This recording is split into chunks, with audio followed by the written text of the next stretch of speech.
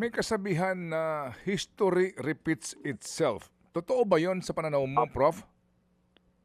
Well, hindi naman talaga nag-uulit ng todo-todo na eksaktong-eksakto yung kasaysayan. Pero may mga pattern na kapag halimbawa nangyari yung kasamaan, di ba?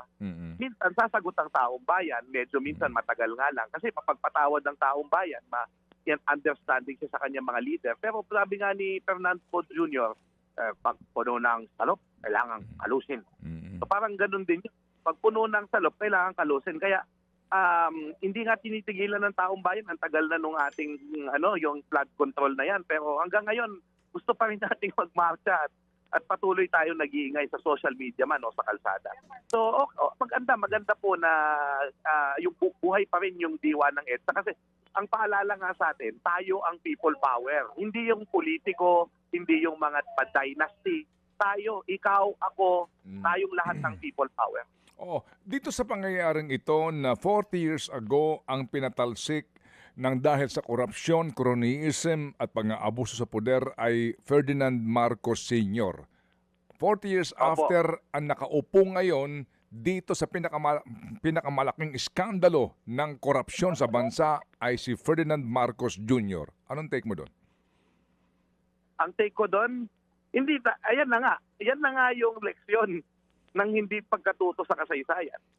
Diba? Ano bang ginawa ng Marcos noon? Anong ginawa ng Marcos ngayon? I mean, nakikita ko naman, they're trying their best to do some good things. Diba? Pero yung sa corruption, diba? Kasi ang problema kasi, wala namang nangako noon na, walang nangako sa kanila na hindi na namin uulitin yung ginawa ng tatay namin. Diba? Wala namang ganun eh. Diba? Walang pagkilala na nagkamali yung pamilya namin, nagkamali kami.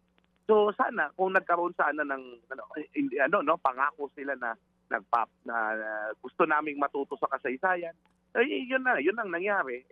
Narito tayo ngayon, naulit, no? Pero yun na nga, meron pa siyang 2 taon para patunayan kung talagang gusto talaga niyang baguhin ng bayan natin. Meron pa siyang 2 taon para gawin ito. Pero yun na nga, parang ayoko namang magsabi na sinasabi ko na nga ba. Pero yan ang kasaysayan.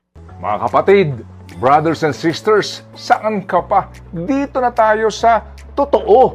Dito na tayo sa True FM. Mga kapatid, mag-subscribe and follow po kayo sa social media accounts ng True Network PH. Yan po kami. Hanapin nyo lang True Network PH, Facebook, Instagram, YouTube, TikTok, and podcast.